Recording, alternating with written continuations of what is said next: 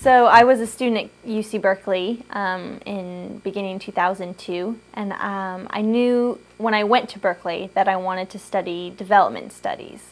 That was part of the reason I had decided to choose Berkeley, was because I was really excited by this international studies department that they had that was extremely interdisciplinary, which meant it allowed you to take classes from a whole wide range of different departments. And I really liked that because I couldn't imagine myself just sticking with one discipline. I liked the idea of doing a whole lot of different disciplines.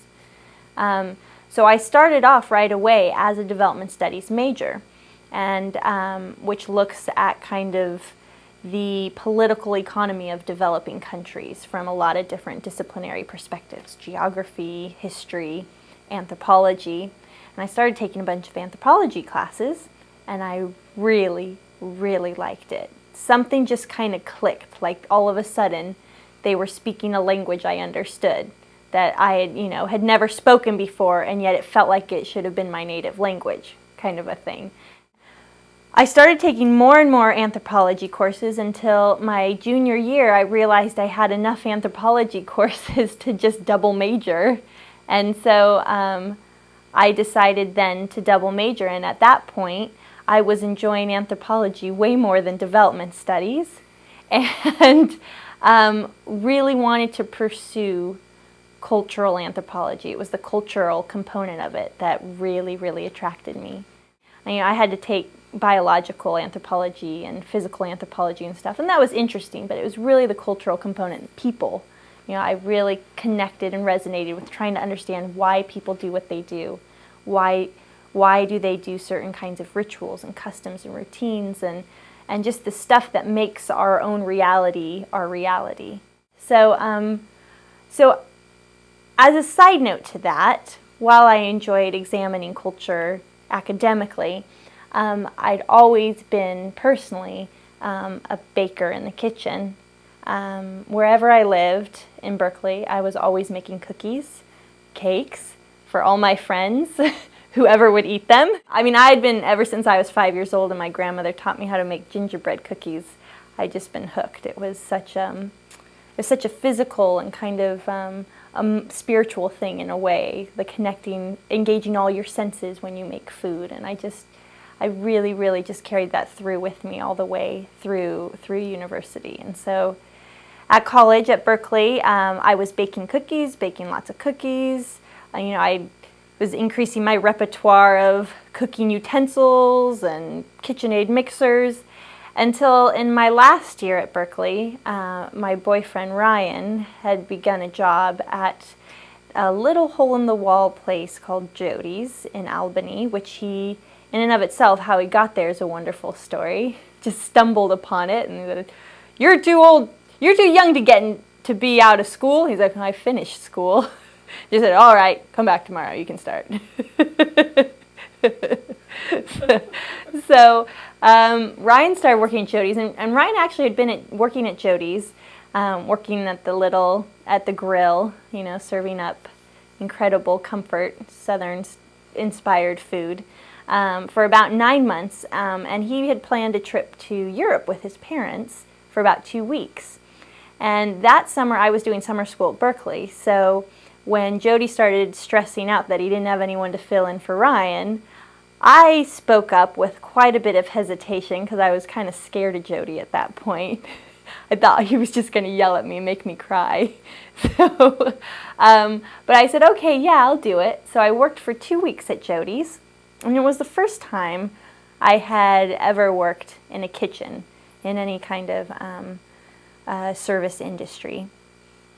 And I just fell in love with it, and it was because of the way the food itself brought everyone there together. And I really, many years later, and having traveled around the world, I realized it wasn't just a fluke. That Jody's was a one-of-a-kind place that really just is not replicated. It is a really unique place, and I feel like it was just a blessing to have stumbled upon that so early in my life, because that then became the focal point to inspire my Tao of Food. that summer, actually the month after I graduated, I started a 9-month course at Le Cordon Bleu in outside of Los Angeles, and it was a whole new world. It wasn't anything like Jody's. It was like entering the military in a lot of ways, and I liked that in a lot of ways. I wanted to engage food in a very focused and disciplined way, because for me, my engagement of food up until that point was a very informal, unprofessional way. So it was cooking, discovering things on my own, which was excellent, but it wasn't going to shoot me into a career in food. So I started culinary school, and was, within 9 months, I had learned a vast amount of French culinary techniques and history, and was also able to then get a job working right out of school at the Ritz-Carlton in Pasadena in their pastry kitchen. And I worked there for about 1.5 years, and again, that was unlike any prior experience I'd had with food, because it was vast volumes. It was large-scale industrial cooking, plating up a really 5-star dessert for 1,000 people. The scale of that kind of food, it makes food something else. It transforms that human component of it into something else. And while I really liked that acquisition of that skill, by the end of 1.5 years, I felt like a cog in a wheel that was disconnected from the food. I was working in a basement, didn't have holidays, didn't have connection with the people, not with the people enjoying the food. And I just thought, I need something smaller. I need something more people, because that's what got me into it from the beginning. That's why Jody inspired me to pursue food, was because of the people component of it.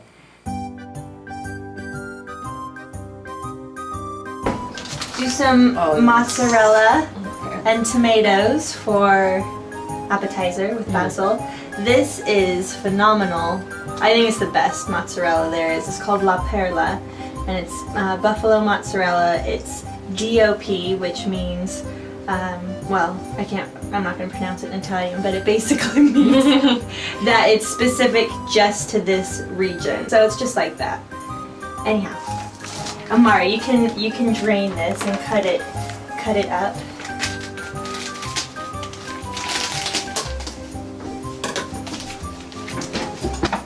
So Amara took me to a place that makes pizza, and they put this pizza, or this mozzarella, on their pizza, and it's just to die for. It's the best thing you can get.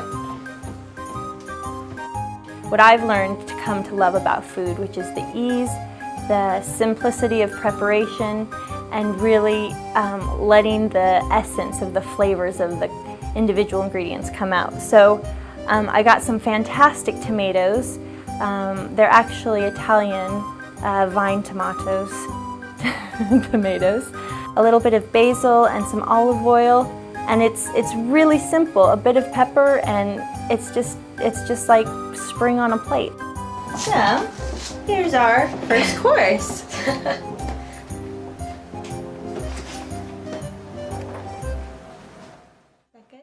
My brother and my dad were looking to open a restaurant, and neither of them had any experience in the culinary field or in hospitality industry, and so they had asked me if I would come on and help them with the food component. It was going to be champagne and dessert bar in Pasadena. And I thought, this is perfect. This is a smaller scale. It's a singular restaurant. It's family oriented. It's a lot more creative control and engagement with the front of the house. And it was a massively steep learning curve. I mean, opening a small business from the ground up. I mean, we built the kitchen ourselves. I designed the menu myself. I mean, it was, I think, more than I ever thought I could be capable of doing at that age, because I was only 25, and honestly, I didn't know what I was doing most of the time, but I figured it out, and that's the best way you learn. And especially with food, it's improvisation is so much of it. And so I was there for a year before before I realized again I was kind of in the same position with the Ritz. I felt like I was a cog in a wheel in a sense, and needed to engage food on a more of a personal human level. And I really was at that point wanting to go back to school. And my itching for anthropology was coming back, and I, at that point, with Ryan being in London, in England, discovered there was a school in London, one-of-a-kind school, offering a new master's program that was only about 3 years old, called the Anthropology of Food. And I thought that was just too good to be true, that someone would actually offer a program like that. And so I applied and I got accepted, and September 2010 I did a one-year program. I completed it this past September 2011, and it was a phenomenal program. It really just married all of my experience and interests and knowledge into a really cohesive way that put me on a path towards, it made all my previous experience kind of make sense. It brought it all together into a cohesive way so that I could say, now I know what I'm doing. I want to look at food, still use my tangible skill set that I have, because I'm going to have that the rest of my life as a chef, but use it in a way that engages people, that engages larger food systems, and mostly what I've been doing recently, engaging children and education, food education, and just bringing people and food together in a variety of different ways, whether it's education or policy. So that's where I am now. I'm still in London, and I'm doing a variety of part-time jobs, working as a food educator on a city farm, also working at markets and at a greengrocers, and just mostly being around food, being around a variety of different roles within the food world. And for me, that is the most exciting thing, to be a part of all the different components of the food world and to bring those together. Risotto is one of the quintessential Italian dishes, and for me it's kind of the embodiment of all things kind of soul satisfying and warming and heartening. And I didn't used to really be into risotto for a long time, because I thought that it was just like creamy mush, like it reminded me of cream of wheat, which I didn't really like very much. But I started making it here in England when it was really cold, and you just, like San Francisco weather, it's the cold that gets into your bones, and you can't really shake that cold until you eat something really warm and hearty. So we eat stews and soups and things like that, and then one day, working at the Italian deli, I thought, I'll try a risotto. I've never made a risotto, so let me try a risotto. And I used really good Parmesan cheese and really good rice and really good fresh vegetables.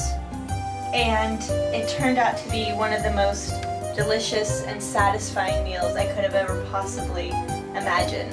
And it was just kind of a fluke. For the risotto, we basically just started with some onions. You could also do shallots. I love garlic, so I throw some garlic into my risottos. And then you can add whatever other vegetables or meat at that point that you want to add. Sometimes I throw in some crumbled sausage. Really, in the heart of winter, a sausage risotto is just the most satisfying and heartwarming thing you could possibly eat. So unlike when you make regular steamed rice, this just goes straight into the pan first with the veggies, and it's going to get stirred around so that the rice gets coated in all the juices and oil that are on the veggies. And then thing that makes risotto so nice is it's basically a slow cooking of the rice. So we add just enough liquid, ladleful by ladleful, or in this case, it could be water, but we're going to do some vegetable stock.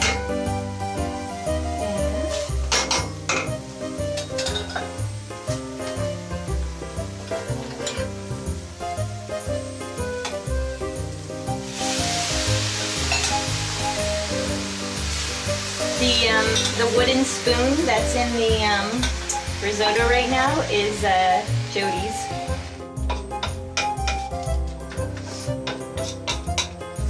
So we're going to get this up to a boil and then just continually stir it, and once the liquid starts to get absorbed, add more ladleful by ladleful.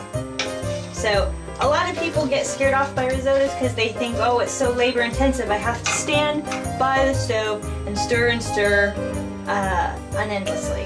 Well, I don't know, I'm a little, I guess, unconventional, and like I said earlier, I like to be messy and just kind of not follow rules. So I usually just let it go, start doing something else, come back to it, give it a stir, and it still comes out delicious. You might get like a tiny little burnt piece or something, but I mean, food is meant to be burnt in a way, you know? It doesn't have to be perfect. So I started at the beginning, I threw in some Parmesan rinds, like bits of rinds left over, and that just cooked along with the rice the whole time, and it helps make it nice and thick, imparts a really good flavor, and means that you're not wasting something that you would usually just throw away. And my friend, who's Italian, says that his mom and grandma eat these rinds. They're all soft and gooey, and they just eat them. So I'll save them for Ryan because he likes to eat them. So it's gotten, as you can see, I've added 2 liters of liquid. It's gotten really thick. I just tried the rice. It's ready.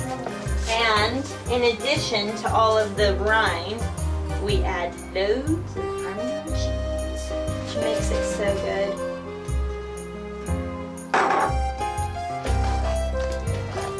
And it also thickens it up as well as adding saltiness and flavor. A risotto shouldn't be liquidy. You don't need to eat it in a bowl. You can eat it on a plate.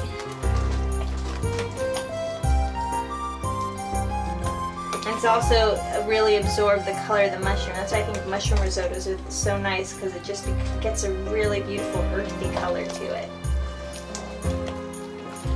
So we're pretty much set to go now. The Parmesan cheese is melted in. It's the right thickness. The asparagus and mushrooms are cooked through. You can see how it kind of slowly settles. You know it's done. Yeah, so we're ready to eat. Yum!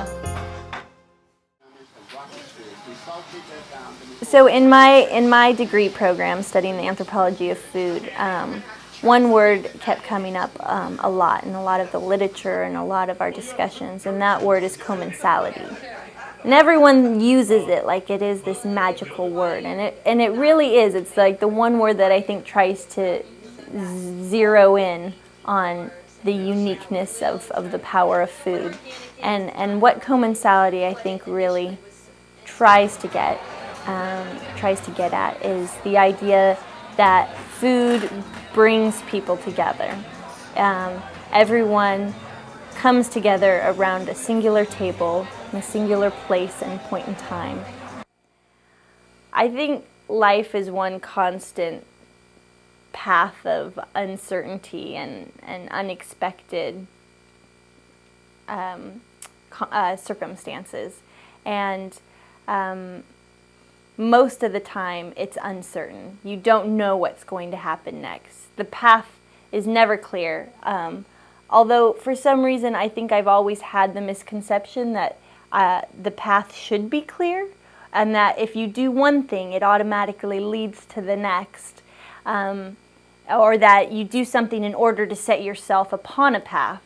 But usually that path will disintegrate or veer off, or, you know, go through a different wilderness or something. And I mean, it's along my entire path along food so far, it has never taken a direction that I thought it would take.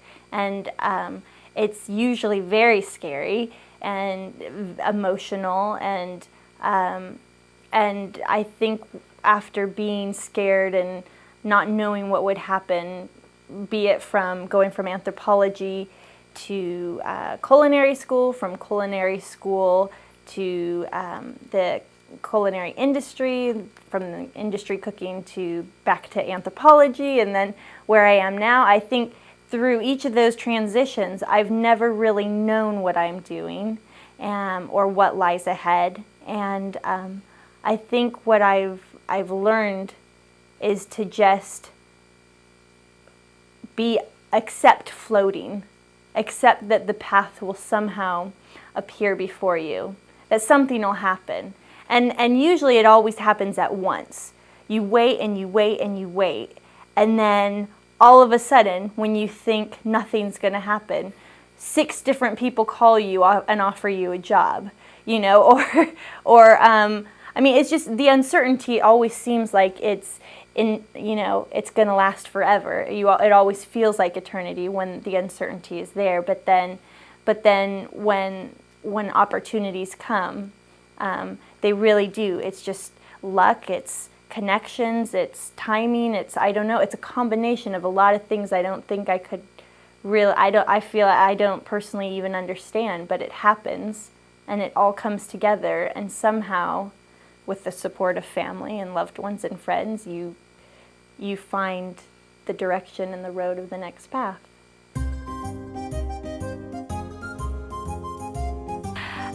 For dessert tonight, I decided to do something not Italian and something very simple, something very refreshing for a spring day. And so I picked up a mango and some pomegranates, and it's really much more of a kind of Middle Eastern, Turkish inspired dessert.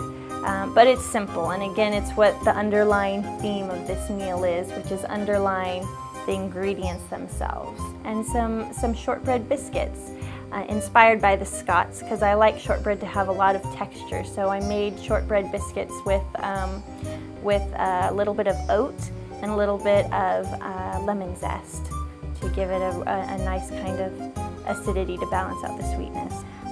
Whip up some really phenomenal English double cream, which is so thick it's almost like butter. A little bit of icing sugar, powdered sugar to sweeten it up a bit. You got a lot of different textures. You got creamy, soft, and crumbly, and it's still nice and light, and it focuses on the tastes and the ingredients themselves. I think for me, the most important thing in life is being surrounded by good food and by people that affirm that living in the present is the central component to life.